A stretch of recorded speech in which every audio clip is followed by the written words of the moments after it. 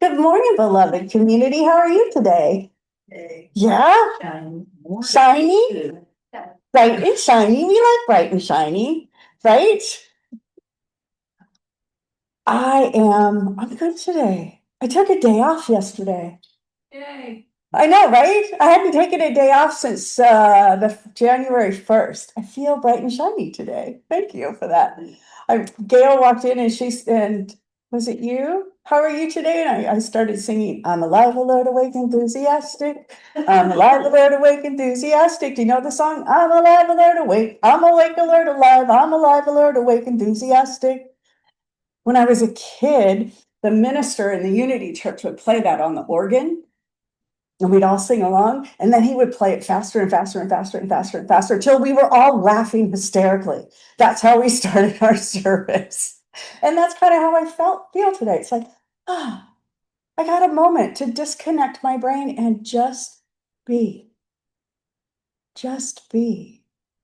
Instead of that forced, I'm going to sit and I'm going to meditate right now, I got to just be. I actually did some batch cooking yesterday. Anybody do any batch cooking? Oh, yeah, Gail does. Yeah, where you cook for the entire week or the entire month, and you take things and you put them in prepackaged little containers and you put them in your freezer. That way, all you have to do is pull them out in the morning. By the end of the day, they're defrosted and you warm them up.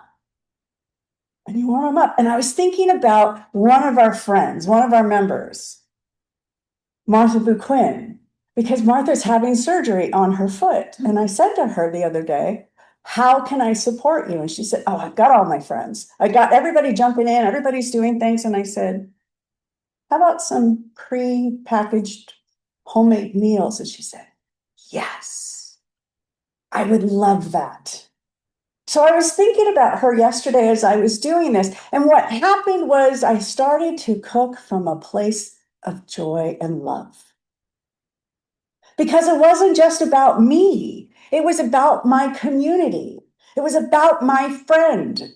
It was about the other person who I was going to be taking care of in a different way. I wasn't showing up with flowers. I wasn't sitting and taking up space, but I am nourishing her with love. It felt really good to have that as a part of what I was doing yesterday. Now I get to go home and prepackage it all, right? But today we're talking about this month we're talking about embracing the edge. And today we're talking about living on the edge. Anybody ever felt like they were living on the edge? Oh yeah. Oh yeah, right? We're living on the edge. I was told once by somebody that people come here to escape their lives, Fort Bragg, and they go as far as they can without falling into the ocean. And I thought, wow, that's living on the edge, isn't it? That's living on the edge. And it could be really scary, or it could be an opportunity for something new. Oh, that's the tricky part.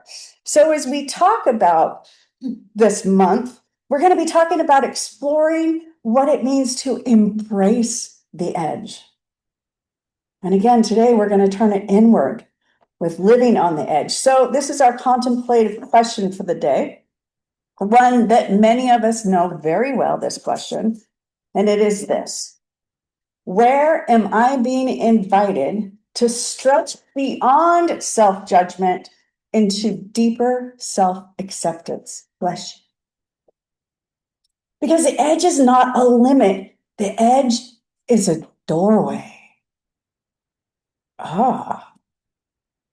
So each of us has an inner edge, that place where our familiar self-image meets something larger, something truer, and often something uncomfortable. It's the moment when the stories that we tell ourselves or tell about ourselves, they start to feel tight. And yet we're not quite sure who we would be without them.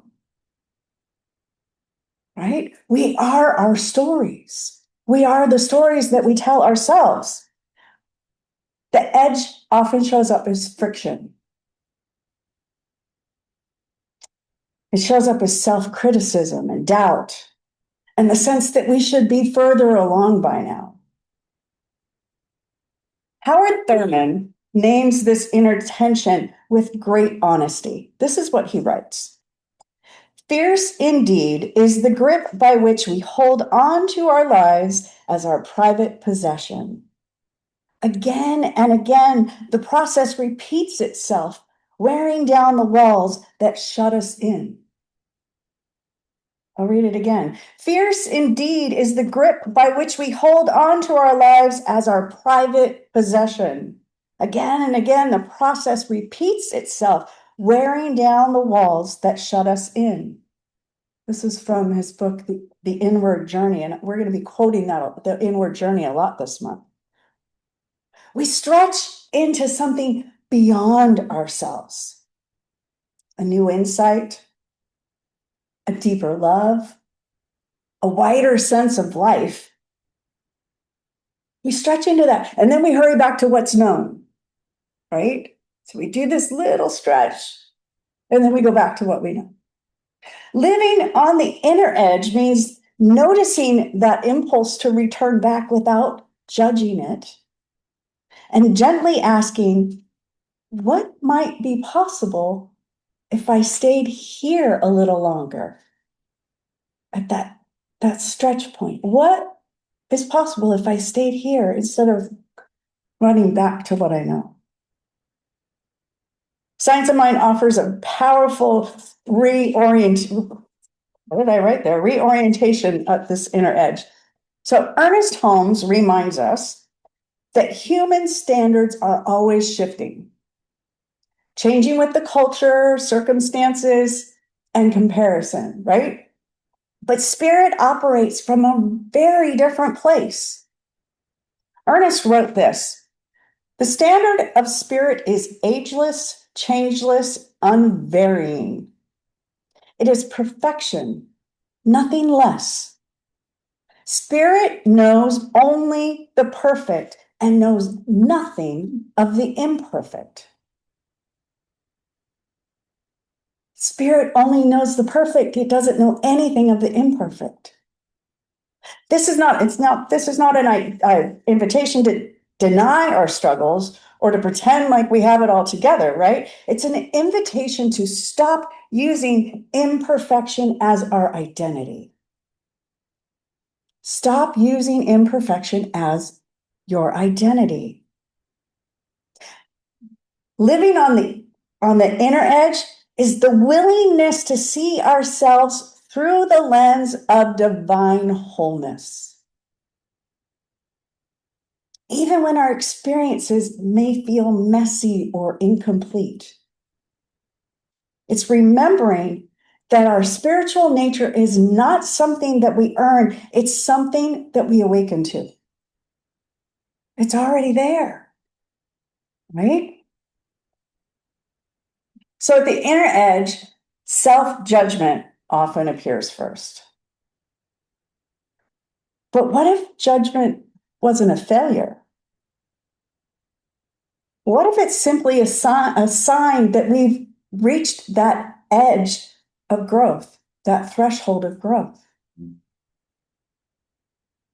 In How to Use the Science of Mind, it says we should think of our lives as an increasing awareness, an ever-growing and expanding consciousness.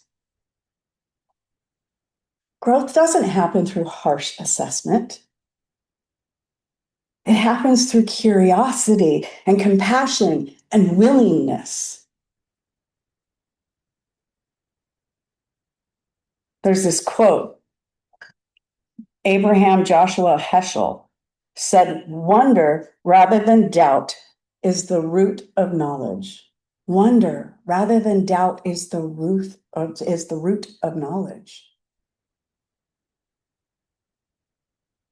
I've been talking with the board and with my classes about coming to things with a beginner's mind. Approaching things with a beginner's mind. When's the last time you approached something with a beginner's mind? So when you push yourself a little bit to that edge and it starts to feel uncomfortable, rather than running away, because that's what our human condition does. What about standing at that edge and going, oh, what's next? What's next? What if we met ourselves with wonder at that inner edge? What if we asked not what's wrong with me, but what is trying to emerge here? What is trying to emerge here? Howard Thurman describes how life continuously invites us beyond ourselves and how quickly we return to that familiar. He reminds us that life moves at a deeper level than what is immediately visible or measurable. Life moves at a deeper level than what is immediately visible or measurable. And that we are most alive when we respond from that deeper place within. Living on the inner edge means being willing to remain in that in-between space, but not fully defined, not fully certain, and not fully in control. It's being willing to just hang out and see what happens, which for some of us, that's really hard. But it's about trusting, right? It's about trusting that you're not alone, that there is something bigger than you that will support you and love you through the threshold. Pema Chodron names the gift in this when she writes, there's a sense of freedom when we accept when we're not in control. There's a sense of freedom when we accept that we're not in control. So when we loosen our grip on who we think we must be, we make room for what we already are. Right? We make room for what we already are. So many of us grow up with family that has a vision of who we are going to be in our life. Right? It still happens in a lot of cultures where you are to be this when you grow up. You're going to be a doctor, a lawyer, an engineer. You're going to be a whatever. Because that's what your family knows. That's what they know to support you in. Or that's what their dream is for you because they want you to go beyond what you've done. Right? Or it could be the opposite. Your family has these dreams for you and that part of you, that little kid inside you goes, no, I'm not doing that. I'm going to do something completely different. And sometimes that looks like internal destruction.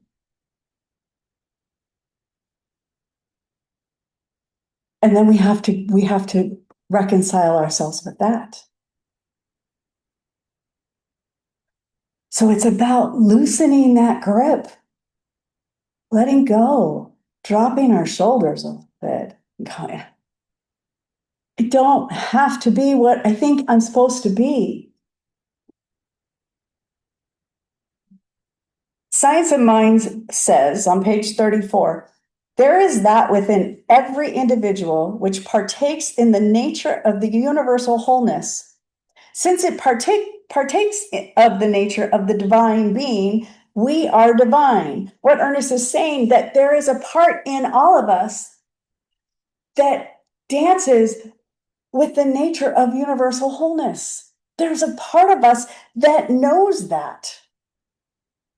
There's a part of us that recognizes that we are one with that thing, whatever we may call it, God, goddess, he, her, it, energy, peace, love. Whatever you want to call it, there's a part of us that already knows. Living on the inner edge is not about becoming someone else. It's about remembering who we are. It's allowing Spirit's view of us, whole, worthy, and unfolding, to gently replace the small, conditional stories that we've learned to tell about ourselves. This is why Ernest Holmes would often say, the possibilities of the law are infinite, and our possibilities of using it are limitless.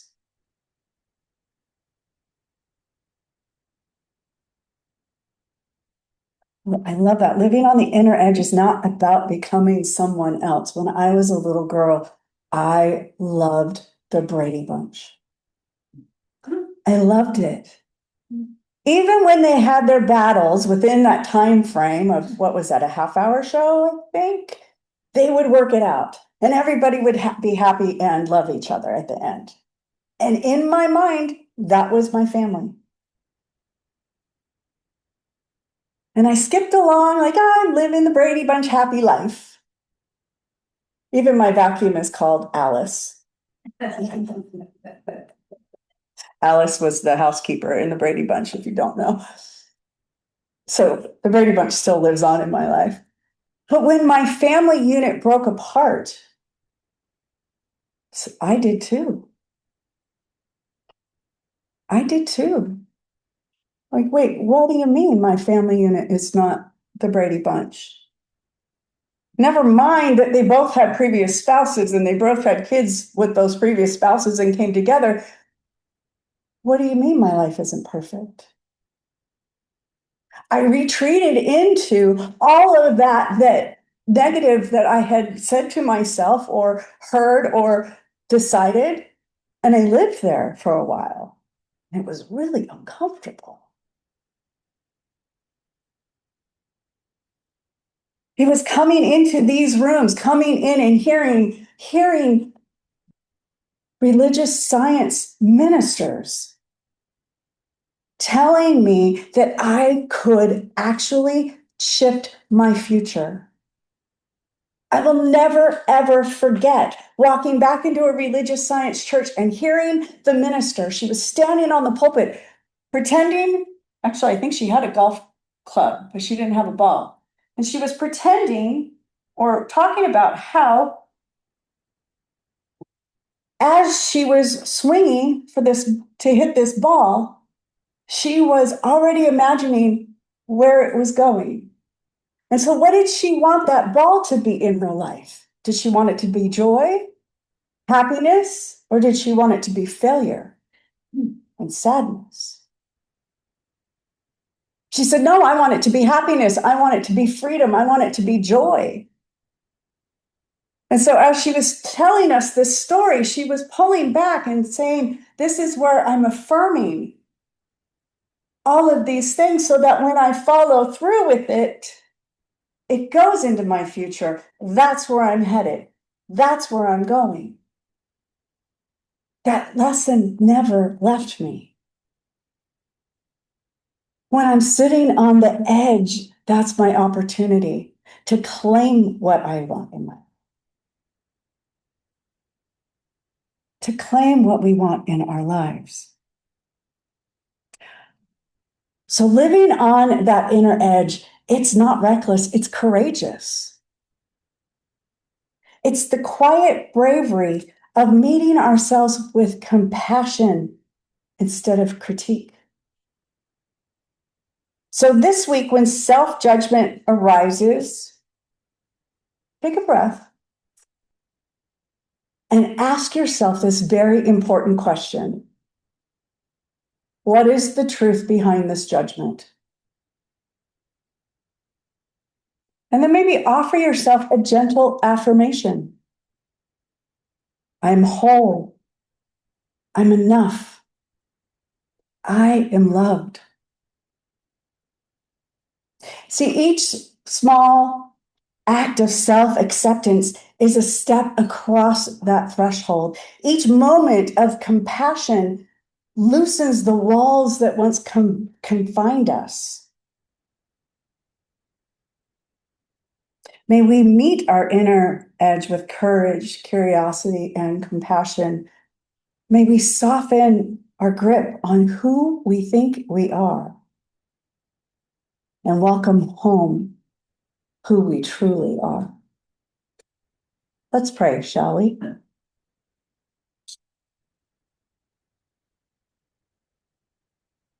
I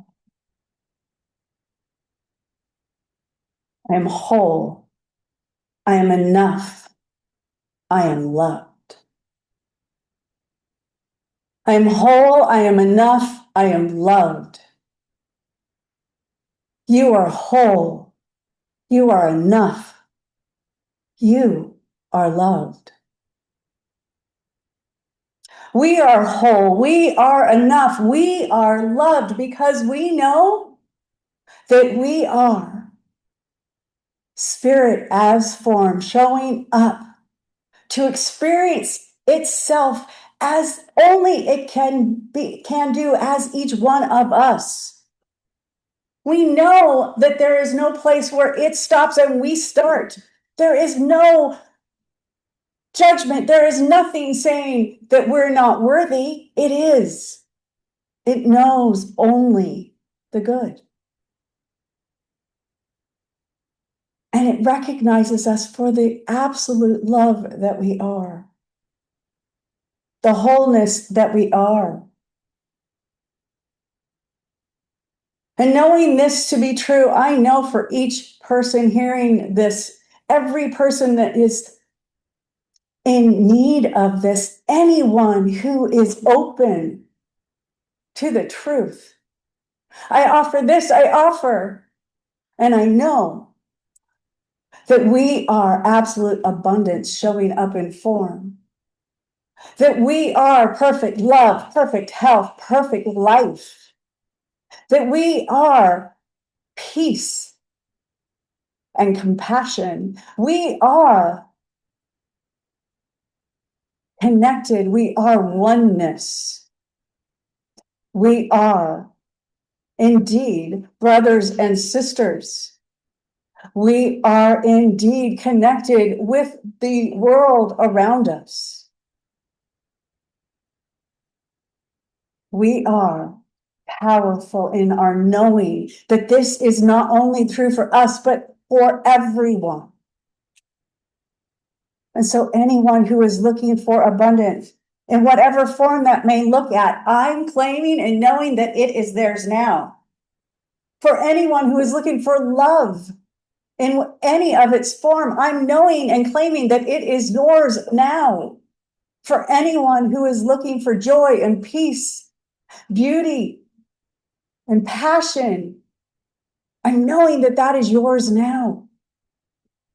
I know for our community, for our spiritual community, for our community of the coast, our state, our country, our world, that peace is already here.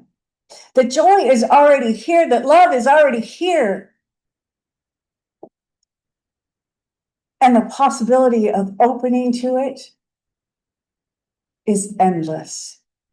So as we stand on the edge, when we stand on the edge, the inner edge, we do so with our arms wide open, our hearts open, available to the possibility that is us.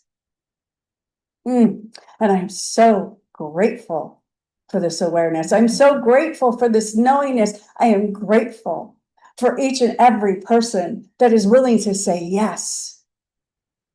Yes, I am open. I am powerful. And I too am a part of something greater. And so with deep love and deep gratitude and deep knowingness, I simply turn this over to the divine being, the divine one, knowing that is already done. That now is my opportunity, our opportunity to move forward in the direction that we have claimed. And as we do this, we anchor this prayer together by saying, and so it.